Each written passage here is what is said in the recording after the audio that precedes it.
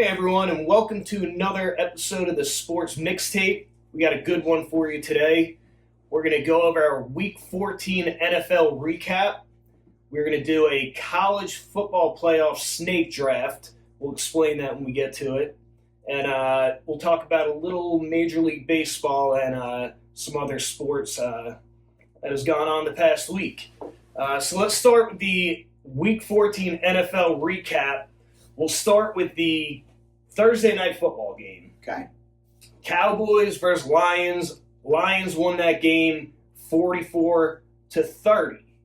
I know I said last week I thought the Cowboys had a chance to win that game, and Jahmyr Gibbs just, quashed my hopes on that with 3 touchdowns.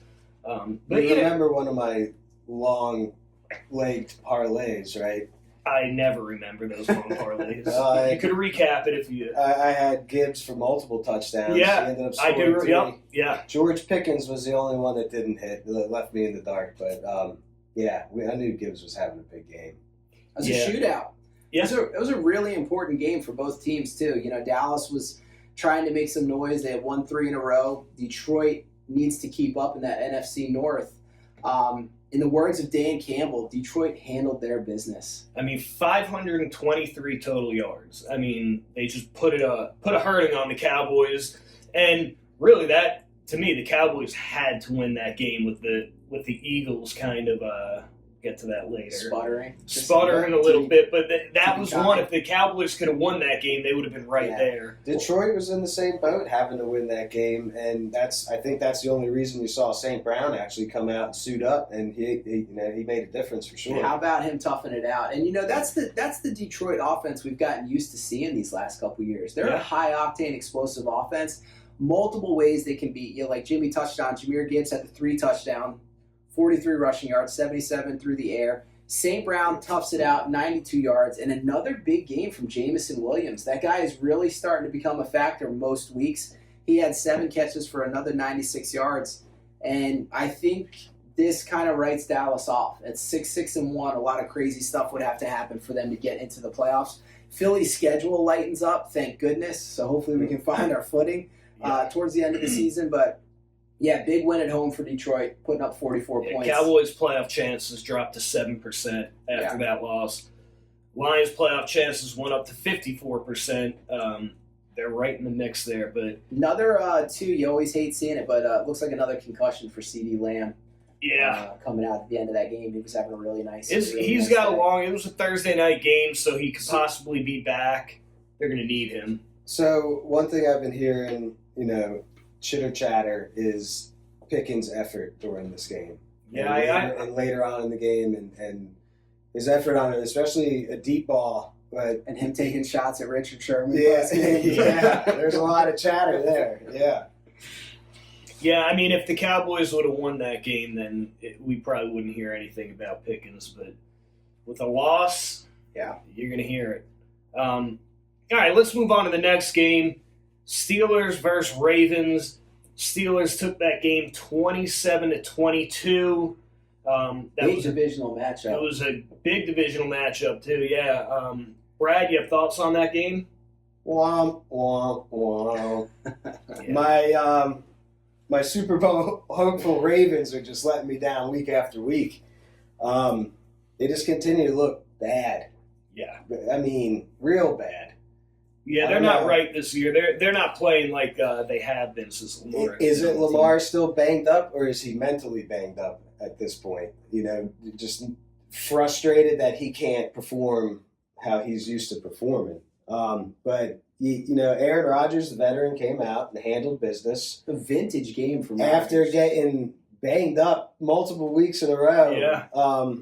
He came back out and controlled a game. He didn't do much, 284, touchdown, but he even ran one in. So, guy, we got to see still move a little bit. We got to see a discount double check. Yeah, it's been a while. For the first time, I feel like. And we had a DK Metcalf sighting this game. Finally, he saved me from being in last place in my fantasy football league. So now, I'm thankful to him for the that. biggest point in this game, though, was late in the fourth quarter. Isaiah Likely's touchdown called back. Now they called it a touchdown on the field. Yeah. It looked like he had control. It's one that, in my eyes, could have gone either way. Whatever the call was made on the field, I think, is what should have stood there. Yeah. But that's a game changer. Baltimore takes the lead with that touchdown, and with momentum, maybe make the stop and close the game out. But look, I got some tidbits on this game because we've talked about it for a couple weeks now. Teams don't take field goals anymore. And there were opportunities. Baltimore was in this game down 27-22, had an opportunity to kick a field goal to cut it to 2, and that changes the trajectory of that last drive. Instead of having to now you just have to get in field goal range. But I thought this was interesting, guys. Week 14, we had some awesome matchup. This was one of 3 divisional matchups this late in the season where they were vying for first place. You had Indy Jacksonville. You had this Pittsburgh-Baltimore game, and then you had the Chicago-Green Bay game. I didn't realize this. This surprised me. This is the first ever matchup between Aaron Rodgers and Lamar Jackson. Oh, really? Rodgers has been in the league a while. Lamar's been in the league a minute. I got the same thing, Brett. This was a vintage game from Rodgers. This was on this was on my 1 o'clock screen. This was the main game that I was watching. Well, it's kind of like he's learning how to transition from playmaker to game manager. And, for someone who was a star for so long as a playmaker, and he's got to, rear back a little bit and just manage games now. And they took a few shots, the deep balls, 2 deep balls to DK. I think on the broadcast crew, they said it was the first time in a while that the Steelers had a pass over 20 yards that was completed. Yep. But Rodgers not only was throwing the ball well, his mobility, he was evading pressure and moving around the pocket really well. Yeah, because he's been hit so much lately. Huge game. Yeah, you see him up there with a busted nose. He's running for his life now. Lamar, and I think this speaks to Baltimore's trouble most of this year. Coming into this game, the Ravens were ranked 30th in red zone efficiency. This was Lamar's first rushing touchdown in 9 games. Yeah, and Lamar is one of those guys. He's so built on his game is so predicated on his freakish athleticism. The guy's like a video game character that if he's not at 100%, if there's still something going on lower limb wise, he's a guy who's going to be affected by it more than like a Brady or a Montana or your typical pocket for passer. sure. That's what made him most dangerous is his rushing ability, quickness, and we're not really seeing that this year, which is showing in these losses. Good thing is it's still anyone's game in that division, so Baltimore can, has a chance to come back strong. Still wide open, but I do think this was big for Pittsburgh to go on the road because the next time they play Baltimore, it'll be at home in Pittsburgh. But I just always love these AFC North divisional matchups. There's always hard hitting. Yeah. And, the Steelers, they've won 9 of their last 11 regular season games against the Ravens. Wow. So even though Lamar has been, great in the league, Tomlin's got his number. Tomlin has his number. They know how to play against him. All right, let's move on to our next game. Let's talk about the Saints versus the Buccaneers. Ooh. Saints win this game 24-20. Not a win that I don't think anyone really saw coming. No. But Tyler Shook, 144 passing yards, 55 rushing yards, scored 2 rushing touchdowns. He looked good scrambling around out there, and the Saints may have found their quarterback of the future. I like Shock. I think you got to give him, a full season in there, get his feet underneath him a little bit. But again, when you go on the road into Tampa Bay, and the Saints have been competitive the last couple of weeks. They beat Carolina a few weeks ago. They played a tight, scrappy game with Miami last week. You had that pick too. But, man, let's switch it over to the other quarterback side. This is a bad loss for the Buccaneers. Something seems wrong with Baker Mayfield. He didn't look good at all. His accuracy is usually spot on. He is missing guys. What's wrong is he's still in my starting lineup in my fantasy team. Exactly. Baker doesn't look right. And with this, Carolina caught Tampa Bay record-wise. They play each other twice down the stretch. Both teams at 7-6. Who would have thunk Carolina battling for that top spot? I mean, people were writing off Bryce Young before the season, and he's kind of proven them wrong. Yeah. Now, it's not a great division, so we'll say that, but still, to vie for the top spot there. That's pretty nice for Carolina and their young quarterback. Well, I think if nothing else, Bryce Young has earned himself some more time, and this Tyler Shuck kid, I think, is giving himself an opportunity to get the keys for a year or two to see what he has. Yeah, I'm curious because the Saints, they're going to have probably a top 5 pick. So I'm very curious. Do they like him enough to keep him for the next couple of years? Or do they try and draft a quarterback? It'll be interesting to see. For sure, definitely will. All right, let's. I'm going to run through this one real quick. Dolphins versus Jets. That was an ugly game. I thought the Jets had a chance to win that game. They lost 34-10. This may be more appropriate. Yeah, it was over in the first 8 minutes of the game. I felt like, Devon Achane unfortunately had a rib injury, but he did plenty of damage before that game. And the Jets, we had Tyrod Taylor starting. He got injured. We brought in the rookie. And, he's probably got 0 snaps in the first team, and he didn't look good. But, that was just a beatdown and an ugly game. But nonetheless, a big win for the Dolphins, who they kept their playoff hopes alive. Very slim, but it's alive. Look, that was 4 in a row for Miami, and I found this to be pretty interesting. These last 4 weeks, the Miami turnaround, we'll call it, Mike McDaniel, trying to coach for his job next year. Yeah. There's an interesting trend happening in Miami. We're seeing less reliance and less usage of Tua. The last 4 weeks, this is Tua's passing yardage totals. 173 yards, 171 yards, 157 yards, 127 yards. The Dolphins are leaning heavily on that run game. And we're starting to see it pay off because after Achane went down, Jalen Wright, fantasy alert, if you're still in your fantasy playoffs, scoop up Jalen Wright, ran for 107 yards. The Dolphins dusted up the Jets. Yeah, and I think it's 2 great running backs that they have, and that's what they should be doing. Tua, to me, is not the quarterback that's going to sling it up. He has when Tyreek was there. He was able to put up numbers, but he's just not – he's not the guy. And I think when you have Achane on your team, I'd give that guy the ball 40 times if I could. Yeah, some fireworks. Week 1 of our fantasy playoffs is this week, and I'm the number 1 seed. Here we go. I may lose just because the guy I'm playing just picked up Jacksonville's defense against the Jets next week. They may put up 30 points against them with no quarterback to show. Yeah, look, they're probably going up against a rookie. So you better hope the Jets put up a lot of points. All right, let's move on to our next game. We'll talk about the Colts versus the Jaguars. Jaguars put a beat down on the Colts, 36-19. Daniel Jones injured in the game, out for the year. Brad, what do you think about that game? Yeah, so you gave a good stat. What was that stat about Pittsburgh and Baltimore? How many times they beat them? Yeah, 9 out of 11. Well, this marks the 11th straight home win for the Jags versus Indy. Wow. So they've got a good history here against them. It didn't help Indy with Daniel Jones going down. And you hate to see that. It almost looked like whatever, was it the same leg that was already hurt? I think so. It looked like the device he had made to protect that leg may have been a cause to rupture his Achilles. I think it was the opposite leg. Opposite leg, yeah. But man. Yeah, that's a rough one. You hate to see that.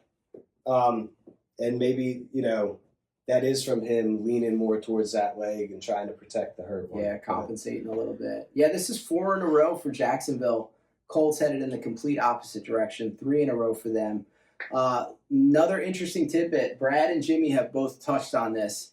Jonathan Taylor is the engine of that offense. The Colts this year, when Jonathan Taylor runs for 90 yards or more, the Colts are undefeated. They're 6-0. When he gets held under 90 yards, which he was in this game, he was held to 74 yards. The Colts are 2-5. So, again, 2 teams headed in the opposite direction. And I want to touch on it again. I've mentioned it a few times. If you play daily fantasy, it's a great guy to put in your lineups every week. Jacoby Myers, another touchdown this week. Yep. He's been a solid trade deadline pickup for the Jaguars.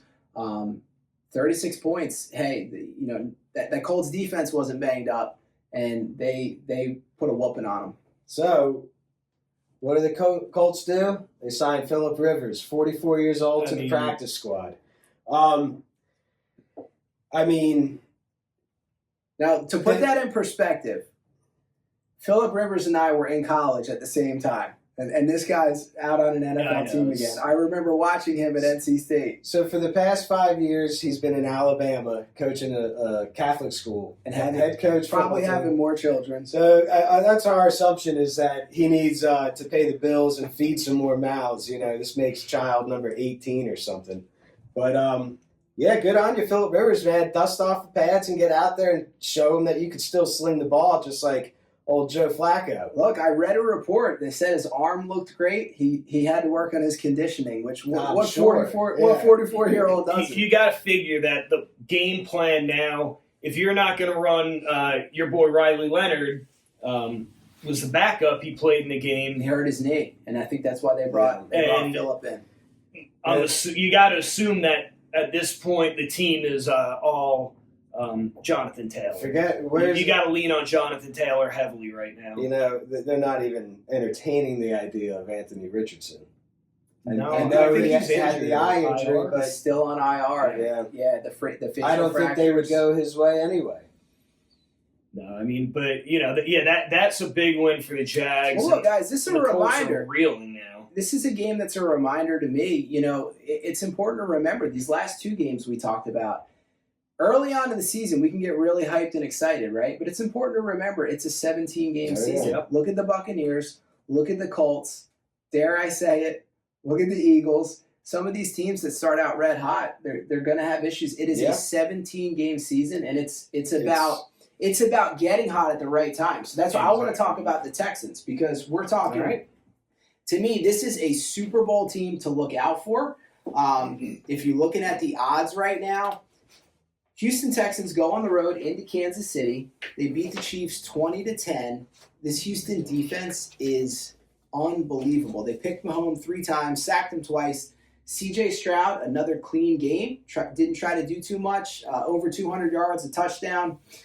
Again, in this game, it's been a topic. Teams don't kick anymore. 2 times in that game, Kansas City's defense was playing really well. Yeah. It's 10-10. They go for it deep in their own territory. End up not getting it. It was a bad drop on the play. Not long after, they're still in their own territory. Go for it again on 4th down, which is, with a defense that at the time has shut Houston down. They don't get it again. So some questionable play calling there. Guys, it's the first time in Mahomes' career they're not going to be winning the AFC West. And I want to say one more thing. We talked about Baltimore. At some point, we're going to talk about Cincinnati. Can you guys believe we have the potential of a playoffs without Patrick Mahomes, without Lamar Jackson, and without Joe Burrow? Who would have thought that at the beginning of this season? Yeah, I mean, injuries, older players, a lot that factor into these teams winning. And, the Chiefs, the Chiefs are held scoreless the entire first half. And I knew at halftime that it was going to be ugly for the Chiefs. I didn't think they had a shot at winning that game. Yeah. But, you got to assume they're going to reload next year, come back stronger. I have faith in Mahomes and Andy Reid, but it's going to be interesting. If they don't make the playoffs, which they probably won't. Playoffs? It's going to be interesting not having Mahomes in there, but it'll give someone else a shot because he's been dominating everyone. I want to point out Chris Jones' performance coming out in that second half was unreal. That guy played lights out. You got to give it to their defense still. They still kept them in check. They had a good defense, yeah. It's just hard to believe that right now the Dolphins and the Chiefs are both sitting at 6 and 7. I mean, 3-4 weeks ago, who thinks that everyone's just been waiting for Kansas City to kick it in gear, you know? And they got another tough matchup this week against the Chargers. So, all right, so let's move on. We'll go to the next game, the Tennessee Titans versus the Browns. The Titans won that game 31-27. to 29.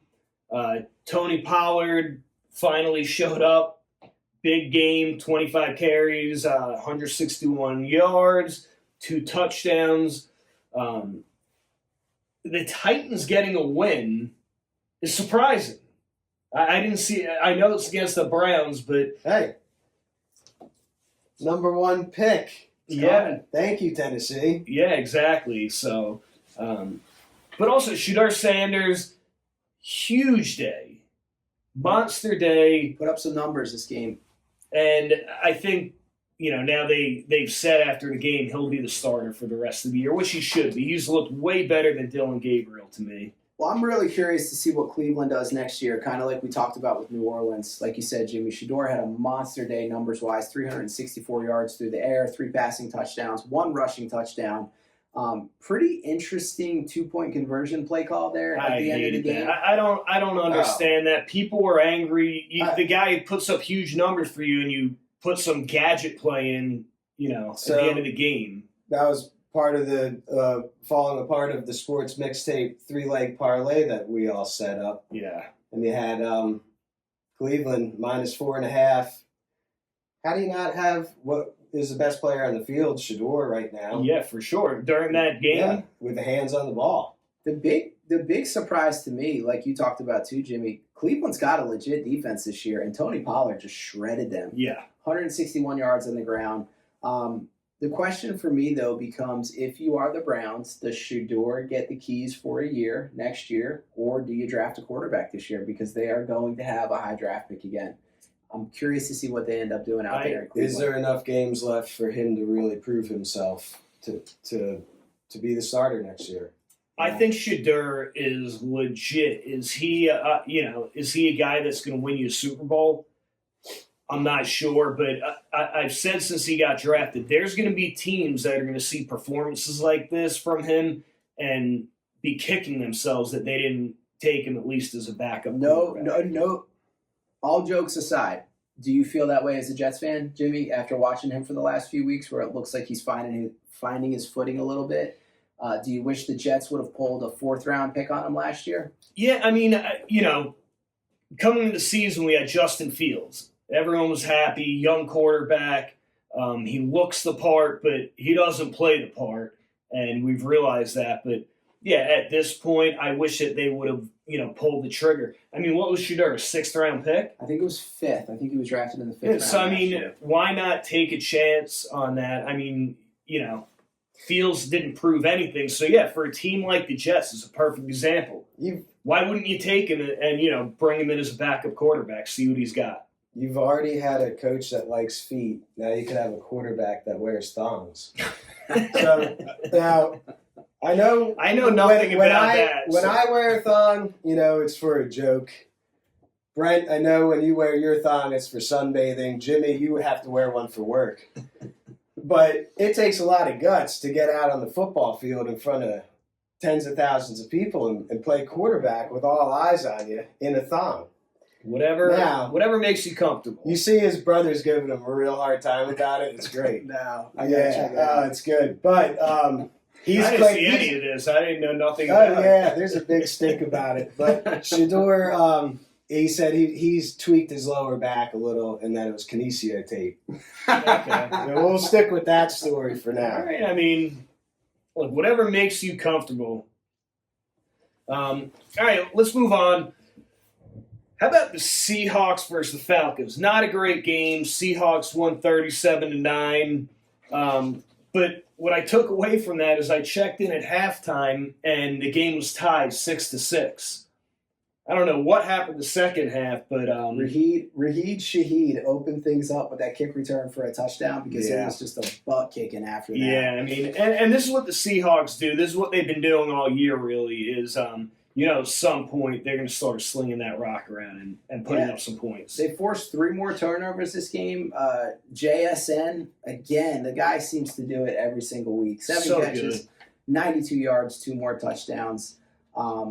He's a cheat code right now. Seattle's another one of those teams. Look, if we'll have our betting coming up later in the week, but I love the odds you can get right now pairing Seattle with Houston as Super Bowl contenders, the Rams with Houston as Super Bowl contenders.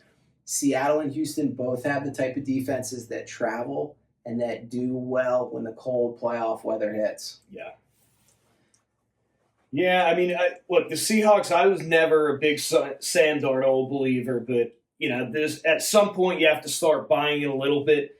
I still need to see him win the big games. We'll find out coming down the stretch if he could handle that. But right now, Seattle, they're sitting at 10-3. And they get the Rams at home for that rubber match and what's probably going to decide the division and potentially the number 1 seed in the NFC. Yep. Yeah, that's going to be interesting coming down the stretch. And let's move on to a little more interesting game here. Bengals versus Bills. It's the game I was most excited about this week because of the quarterback play. Yeah, that was the most entertaining one. Snowing its ass off. And I love snow games. Anytime you have a snow game on, I tune in directly to that game. The Bills took this game 39-34. Brent, I know you have some thoughts on this game. Yeah, I mean, wow, did it turn quick. Cincinnati controlling the tempo, and within a span of a few game time minutes, Joe Burrow throws the pick six. Phenomenal play by that defender. What a catch. Then he sheds the tackle, takes it to the house. Very next play, Burrow has a pass deflected, another interception that pretty much, puts Cincinnati under the snow. Buffalo overcoming a 10-point fourth quarter deficit.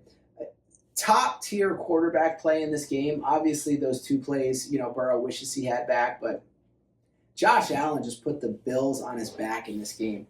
251 yards through the air, 3 touchdowns, ran for another touchdown, ran for over 70 yards. And look, on that last 3rd and 15 in the fourth quarter where Cincinnati is coming back, he ices the game with that huge run on 3rd and 15. 40-yard touchdown run, I think. Yeah, this just makes me sad that Burrow was hurt most of the beginning of the season because he's a guy. This is a Bengals team you want to see in the playoffs. Yeah. Well, and to come right back in and gel with your team like you never left today. Unbelievable. He's the guy. He elevates everyone on that team, including the defense that we've seen the past few games. He's got no business trying to make that tackle, though. These quarterbacks, when you throw a pick to a defensive lineman or a linebacker, don't even try to make it. You're going to embarrass yourself every time. Got to Olay it. Yeah, I wish that I wish he wouldn't have been injured because he had a big game. I'd love to see him in the playoffs and play. But. Yeah, that right there to me is like Brad talked about. You had the climate set up for it, the weather, the snow. That's a playoff game I want to see. Bengals and Buffalo, and unfortunately because of Burrow's injury, we're not going to get to see it this year. And the Bills to me are such a hard team to figure out because they're so. Doesn't it seem like when they win, it's like unconventional stuff happens. You have weird stuff going on, but, that's the type of team they are, and that's the type of, stuff that Josh Allen brings. He's just a winner. They got a quarterback who's capable of putting the whole team on his shoulders. And if you're the Bills, your kryptonite is not going to make the playoffs this year. Now is the year to do it. Kansas City has owned them in the playoffs. Yeah. This is the year. If you're Josh Allen and you're the Bills. And possibly no Baltimore either to contest. I mean, absolutely. He might be the best AFC quarterback that'll be in the playoffs. But I think there's a better team in that division. Yeah. Wow. We'll see. Better coached. Better we'll see, but I mean, I do agree. I do like New England. Yeah. And their rookie quarterback. All right, I do want to get this one. Commanders versus Vikings. Was I wrong? Another shutout. Man, was shutout. Another 2 weeks in a row. It's hard to score 0 points in this league. After getting shut out themselves, Minnesota comes back and pitches a shutout. 31-0. J.J. McCarthy. 9. Minnesota's about to get shut out. He had a career day, but I'm going to give you his career day. Completed 16 passes, 163 yards, and 3 touchdowns. His first turnover-free game of the season. That's big. It is big. Not big yards, but he had those 3 touchdowns. All 3 of his touchdowns went to tight ends. So they're utilizing Hawkinson a little bit more, Josh Oliver. For the Commanders, another injury to Daniels. Big loss in Ertz. Extends their skid to 8 games. And maybe a career ender for Ertz. And at his age. yeah, Ertz, that you don't ever want to see that. I mean, he was such a good player. Yeah. And but the Commanders have just. I feel like this has just been a disastrous year for them. They're banged up all year. They can't get anything going. Talk about the emotional roller coaster for that team. They make the NFC Championship game last year. They're thinking, look, we got our guy. We got our franchise quarterback. The Commanders are 3-10 this year. And honestly, when Daniels has been in, it hasn't looked that great either. The offense has struggled. You had the early season. McLaurin wasn't playing first couple of games. Yeah, that's a big swing between being a game away from the Super Bowl last year to nearing the number 1 pick this year. AJ, Grace, our hearts go out to you being fans of one of the worst teams. I mean, look, in if NFL they could stay healthy, I do like Daniels, but man, that guy is like made of glass, it seems like. Yeah, he's wiry. It's unfortunate to see. Put some meat on his bones. Yeah, so we'll go from that game to a much better game, divisional game. Bears versus Packers. Packers won that game 28-21. With that, the Packers are now back in first place in the North over there. The Bears are going to have their work cut out for them. It's another playoff atmosphere game. Yeah, 16 degrees at Lambeau Field. Felt like 7 degrees out there. Jordan Love has been balling these last 2 weeks. Yeah. Had another big game, 3 more touchdowns. He's got 7 the last 2 weeks. The Jordan Love Christian Watson connection was on. I think you point said this that last week. Yeah. You were talking about Christian Watson. He's a was. stud. Yeah, I think he's a wide receiver 1. It's up to him to fill the role. He's got all the attributes to be the guy. It's another guy that just has to stay healthy.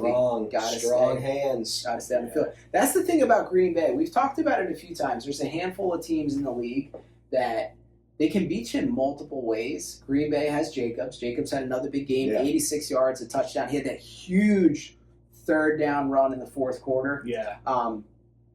But as far as Love being able to spread the ball out, Jaden Reed being back is huge for them. Oh, yeah. He only had a couple of catches, but Love has options now of who he wants to get the ball to. Christian Watson is healthy. Jaden Reed is healthy. This Packers team, I think we've all been waiting for it 2 years ago when Love had that big playoff game against Dallas. It was like his coming out party. And then last year, he started the season hurt. That game in Brazil against the Eagles, he was dinged up most of last year. So I think we're finally starting to see Jordan Love kind of find his rhythm, find his groove. And yeah, like you said, Jimmy, Packers 9-3-1 sitting at the top of that NFC North. Yeah, I mean, that division, you got the Bears are right there. And the Lions nipping on their heels, so that's going to come down to a photo finish. Over these next few weeks, you may see a different first-place team every single week. Yeah, the Bears dropped from the 1 to the 7 seed with this loss overnight. Yeah, and look, the Packers, they tied a game earlier in the year. That's what's keeping them in first place right now. So. Yeah. It's going to be a difference maker, yeah. And I'll tell you what, I was impressed at times. Caleb Williams had some moments in this game throwing the ball on the run, but that interception to end the game, that's just a bad decision. And if you look at the film, he's got 2 guys open on the play. Really just tough one there. Yeah, he's a young quarterback. You'll see if he can fix those types of mistakes. Yeah. But, yeah, that's a soul crusher, that interception. I can't wait to talk about another game with a bad interception to end it. All right, what game? Let's jump to the Monday night game, right? The Chargers and Eagles. So we'll let Brad start out with the Eagles because we don't want Brent to get too worked up right away. You can turn this upside down if you want Yeah. to. 5 turnovers. Jalen Hurts, you're the first person in NFL history to turn the ball over twice on the same play. It's rough. You throw an interception. Well, he throws it to a lineman, too. Comes trucking back down the field, gets the ball knocked out. Hurts grabs it out of the air. He's got a chance to just go down and save the play. Is what you should do. But he tries to make a move and make something out of it, gets the ball knocked out of his hand again. And this was a terrible showing for Philly. Another game where, first, Hurts with 4 picks and the 1 fumble. A.J. Brown got his numbers again. 3 games in a row where A.J. Brown's getting his numbers and they're losing every one of them. Yeah, A.J. Brown had three pretty bad drops in this game, including what would have been the game winner in the end zone. To open the game, you guys start out throwing downfield on the very first play, and it could have been a huge play to set the tone to this game. It was a pretty ugly game by both teams. I mean, both quarterbacks stunk it up. There were 6 turnovers in the first half of this game, 3 for each team. Look, Philly's defense played well. They got after Herbert. They sacked him 7 times. They forced 2 fumbles. I will say this, though. Herbert had some really big scrambles in this game. He ran for 66 yards a few times. He was like a magician getting away from that defense. Hurts will bounce back. I'm not worried about him. He's got the right attitude for this. It was a brutal game. I think he would be the first to admit that. 5 turnovers. Look, coming into the game, Hurts had only thrown 2 interceptions all year.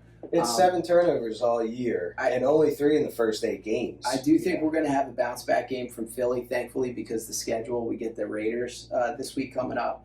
But, yeah, Philly's got to figure out what's going on with this offense because the defense is playing some pretty good football right now. There was one bright spot for the Eagles' offense, and I was happy to see Saquon get involved. What was that, a fake tush push? Yeah, 52-yard run. They pitched it out to him. But they gave him the ball. He had 20 carries. He didn't have any receptions, but he had 20 carries. He had 122 yards and a touchdown.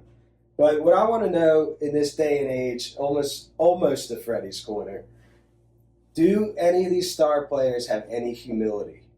Someone like A.J. Brown, obviously forcing targets his way is not working for this team to win. And for the betterment of the team, can he just admit, and humble himself a little bit? I don't blame A.J. Brown. I blame the coach. A.J. Brown doesn't call the plays. I mean, the coach is the one. That's what a coach is supposed to do to me. And I'm not going to get too deep into Freddie's corner here, but I don't care if you want the ball. The whole point is winning games. You play to win the game.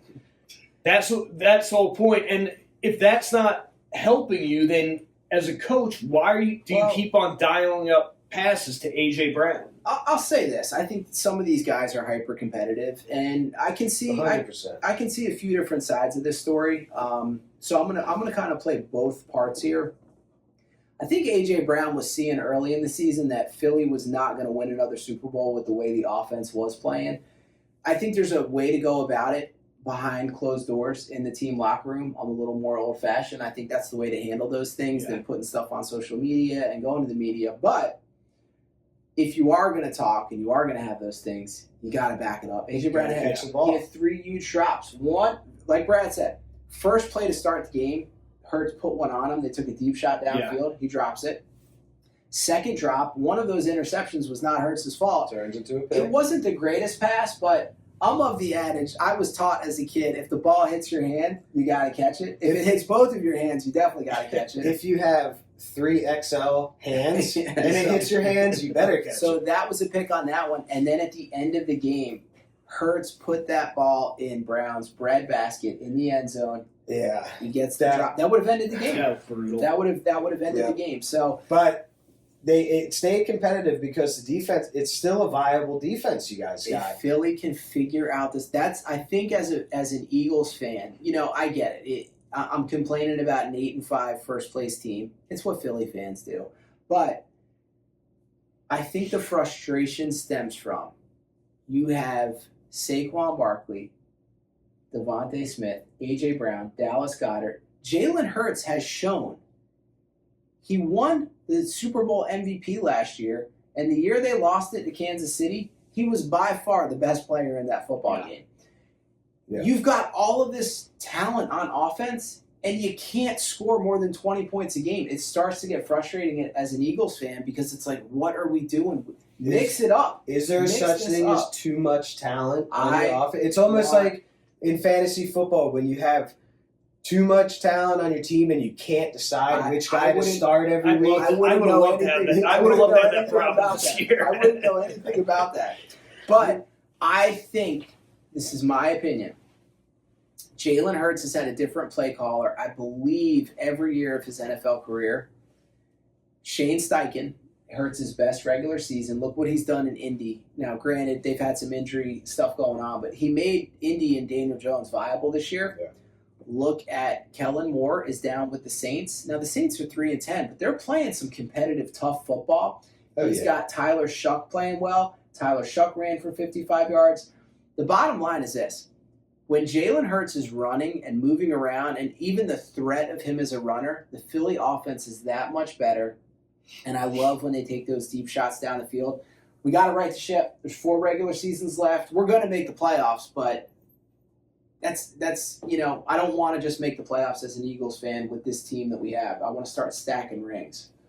Yeah, I think they got to, like you were saying, they got to lean back on Saquon, get him the rock, get him some passes out in the open field, and just let him do what he does. There's a reason you went after him and paid him all this money. Use him. Yeah, He wants to be used, too. Yeah. He's a competitive guy. I mean, they all are out there. Yeah, so we'll see. Eagles, like you said, should be able to get back on the W column this week. So let's move on. We'll touch on real quick the Rams versus the Cardinals. Rams put an absolute beatdown on them, 45-17. Win improved the Rams to 10-3. The Cardinals are just fading into oblivion. Will Kyler Murray be back on the team? Will this be Jacoby Brissett's team? A lot of questions on that team.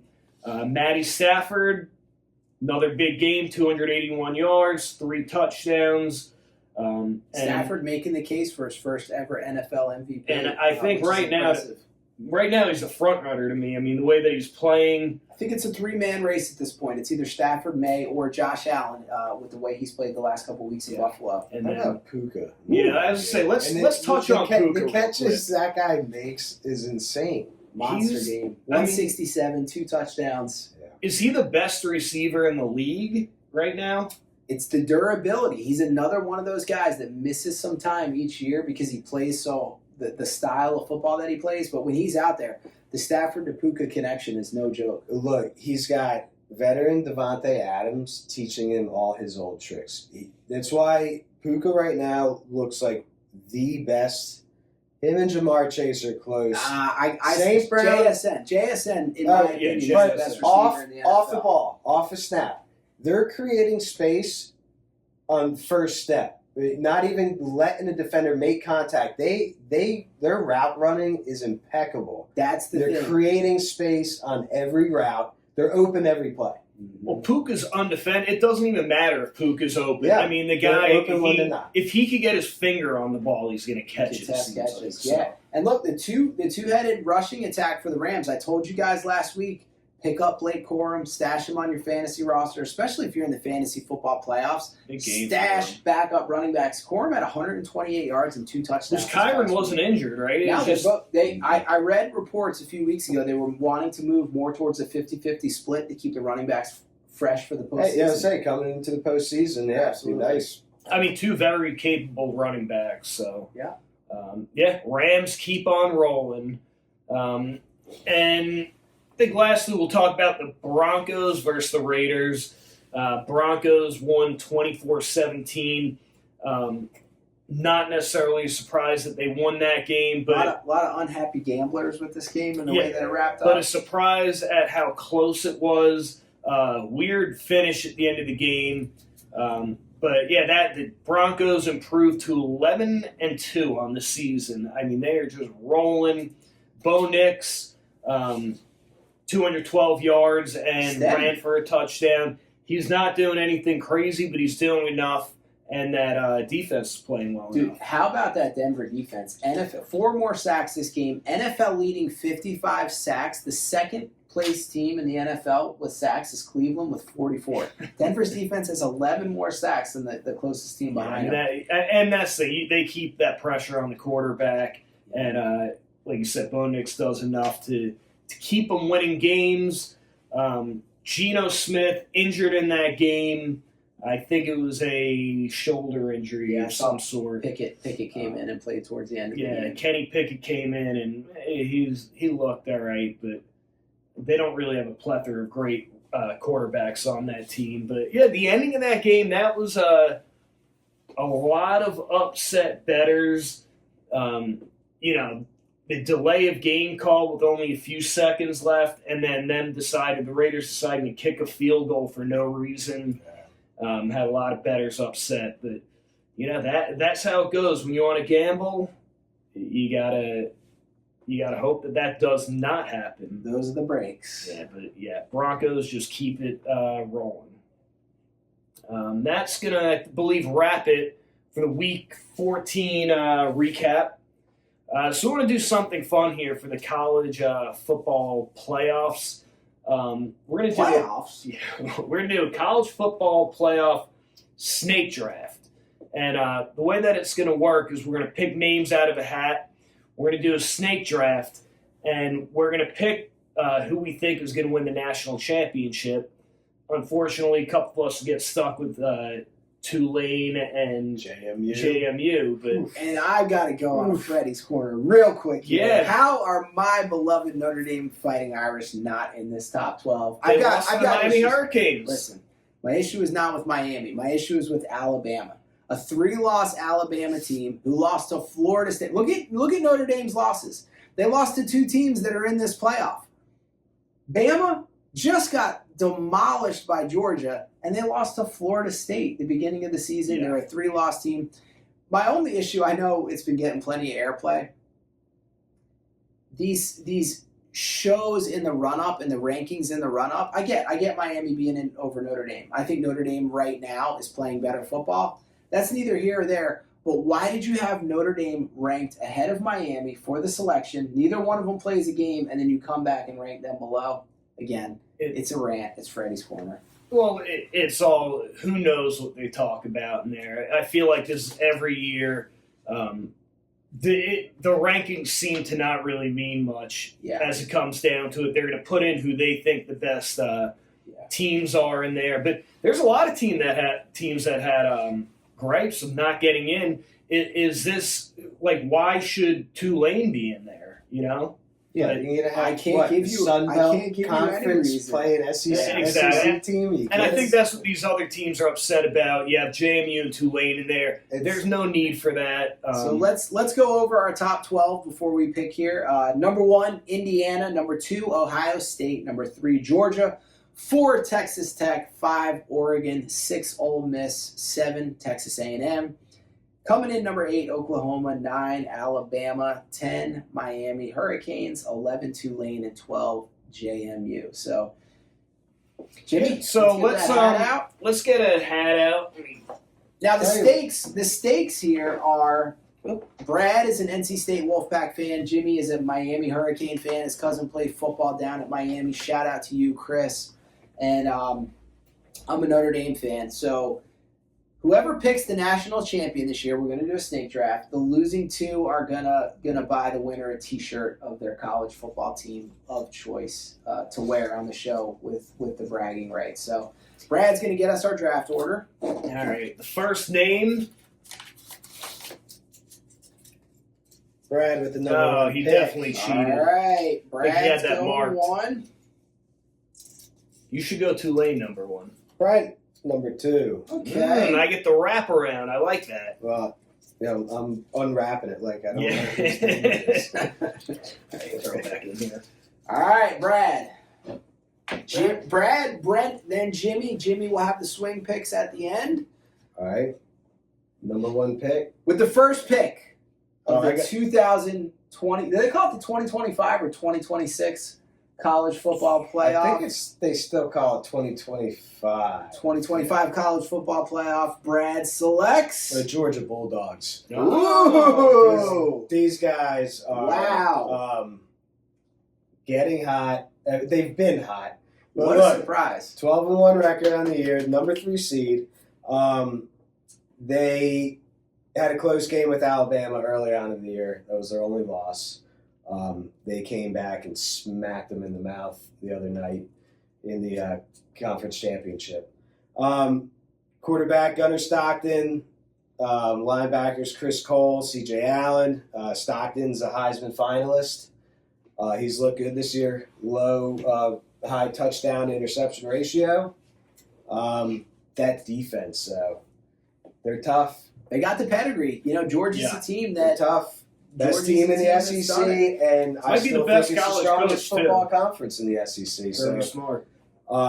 Yeah, that's my number one pick. All right, good pick. I like it. I was not expecting the two that I'm going to be picking from to still be on the board here. It's a tough decision.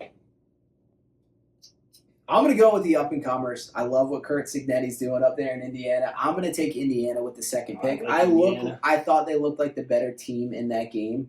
Won a close one as Ohio State missed that field goal at the end. Indiana is 13-0. Mendoza is playing some ball right now.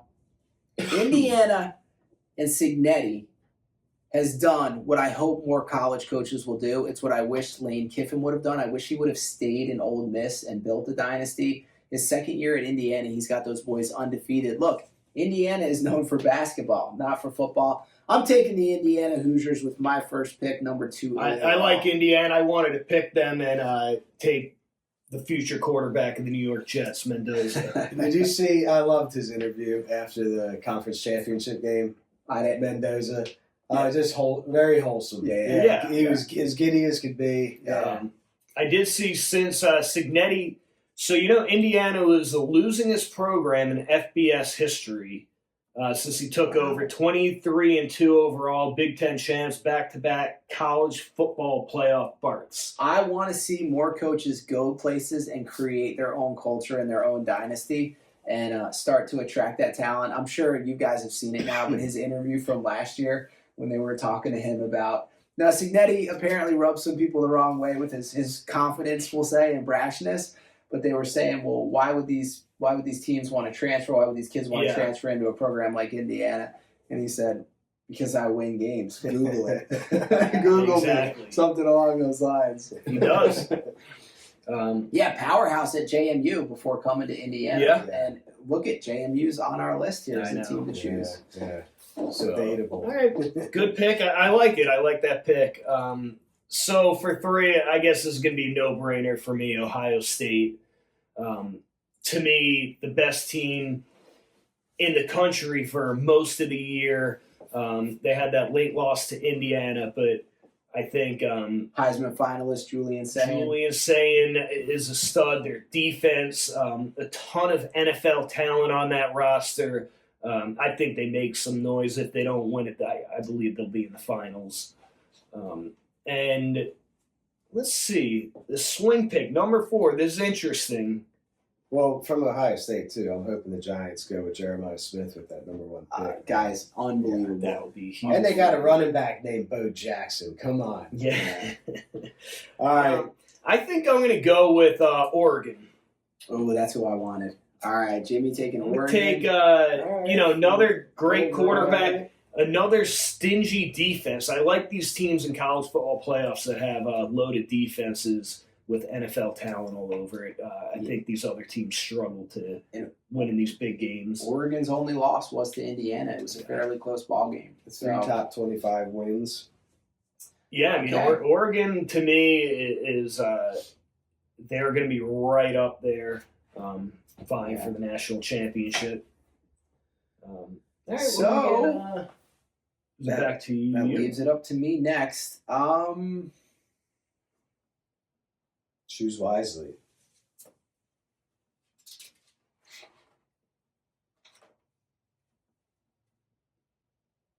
You know what? I think they're going to be playing with a chip on their shoulder.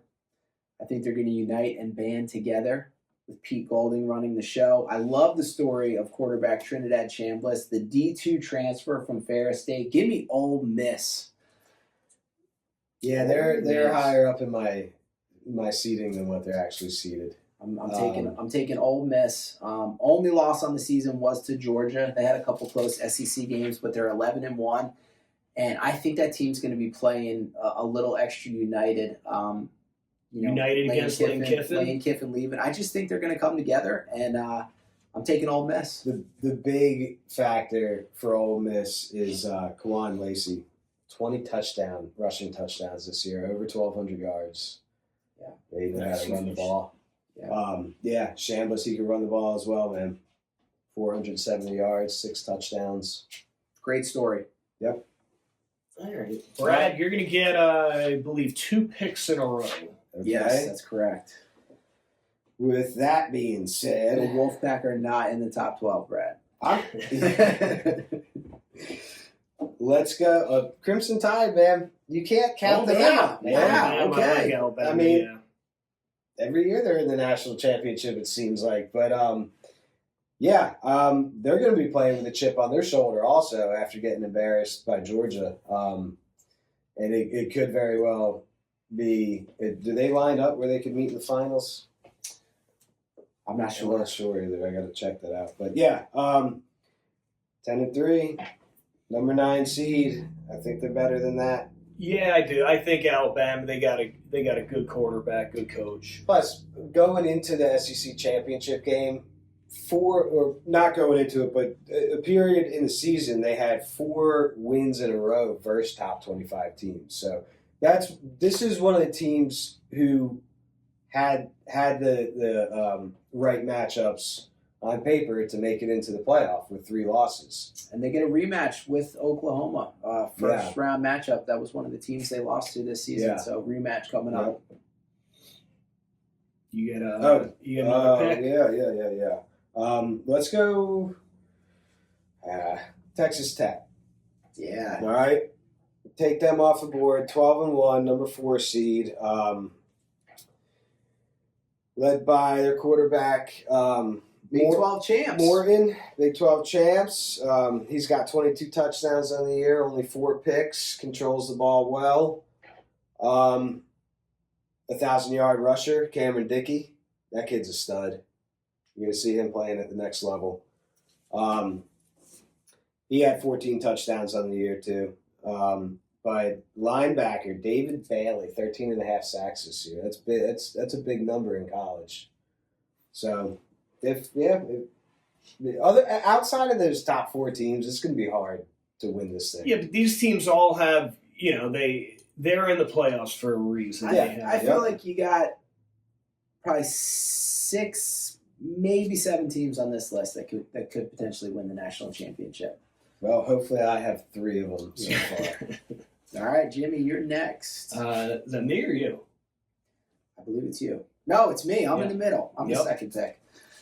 Okay, I am going to roll with – I'm going to take Texas A&M here. Yeah, Beat Notre Dame early in the year. Only lost very, very end of the regular season to Texas in the last week of the season. That's what kept them out of the SEC championship game. Texas A&M is 11-1. I feel like they're the best team left on the board here. So that's And what that I'm rolling one with. stud edge rusher, the guy's stud wide receiver too in Yeah. Concepcion.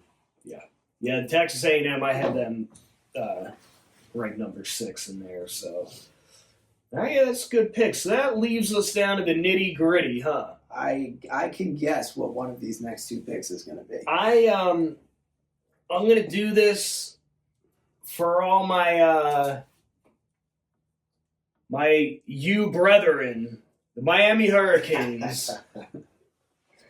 The Miami, to me, as you get down to these teams, they don't quite have the firepower as the rest of these teams, but you never know. I watched them a bunch this year, and when they're clicking, they're a tough team to beat. It's all going to be about the quarterback play to me. Yeah. Do they have the drive? Yeah, look, I love the coach, Cristobal. Which Carson Beck is going to show up? Well, that's the big thing. question. Carson Beck, if he comes out here and he could start slinging the ball around, but we've seen other games that they lost where it was just a disaster. Yeah. But Miami. I'll roll with Miami. All right, you get another one, Jimmy. This is your 4th and final pick here.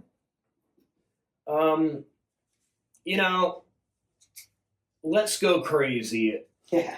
I'm going to take JMU. That's who I wanted. Thanks for taking them off the board so I wouldn't have to. Yeah, JMU, where we live, we know a lot of people that have gone to JMU, and do I think they're going to win it?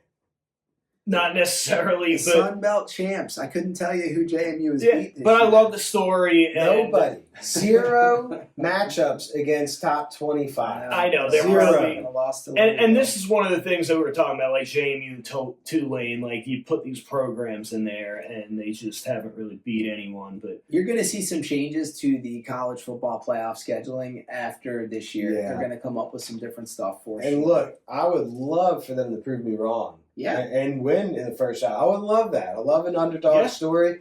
They have no business being in this playoff. Yeah, they're- You got a team right up the road in UVA that would dog them, 9 out of 10 games. I agree. Brent, this back I'm going to to finish you. it up. Shout out to Uncle Danny. Had an uncle play for this program years ago in the 70s. I'm going with the Oklahoma Sooners. Yeah, yeah. John Mateer, the quarterback. I love watching him play. He's a throwback, dual threat guy. Give me Oklahoma.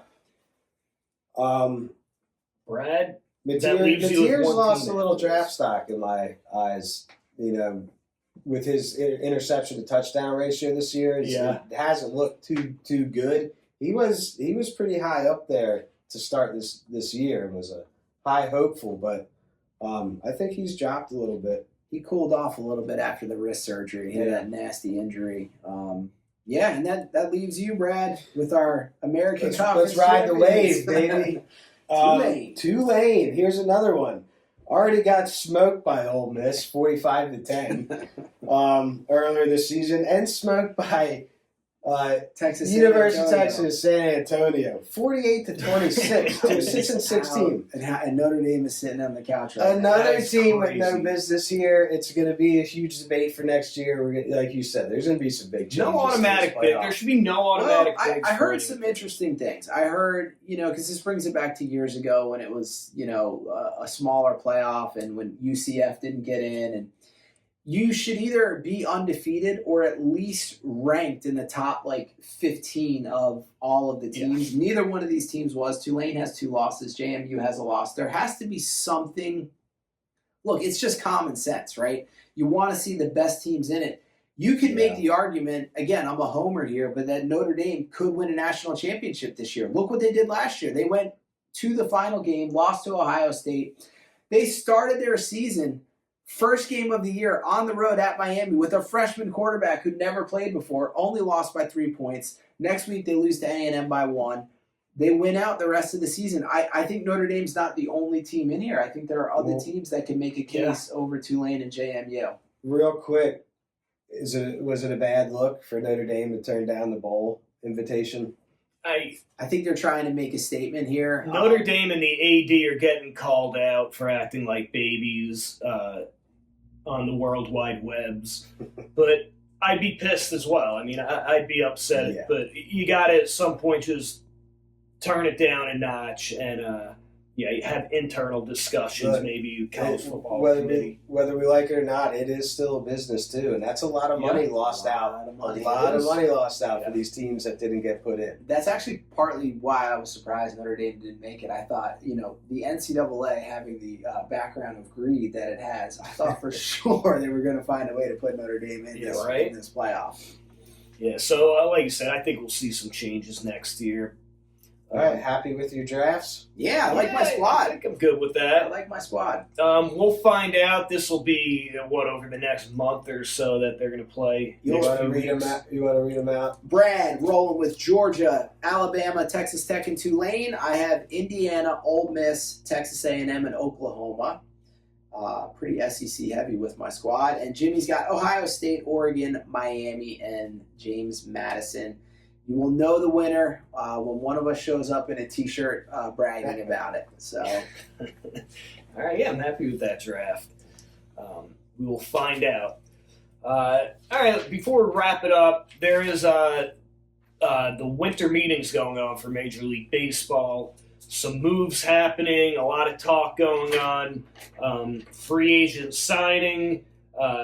Early big signing was the Blue Jays signed pitcher Dylan Cease. They're looking to get back into the World Series as Cease is an all-star starting pitcher, and that is going to bolster their roster tremendously.